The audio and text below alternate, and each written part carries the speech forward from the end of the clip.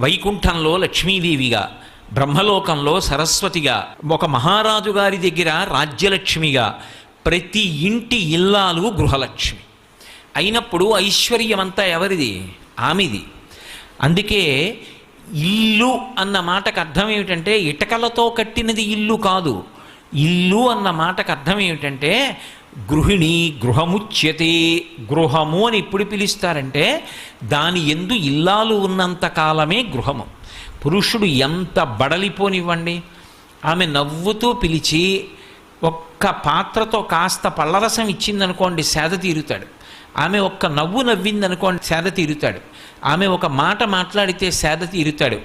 ఎంత ఐశ్వర్యం ఉండనివ్వండి, ఎన్ని కోట్లు ఉండనివ్వండి, ఆమె వెళ్ళిపోయిన తరువాత ఆ ఇంట్లోకి వెళ్ళినటువంటి పురుషుడికి ఏ మనశ్శాంతి ఉంటుంది? గృహము అంటే మేడ కాదు, భార్యయే గృహము.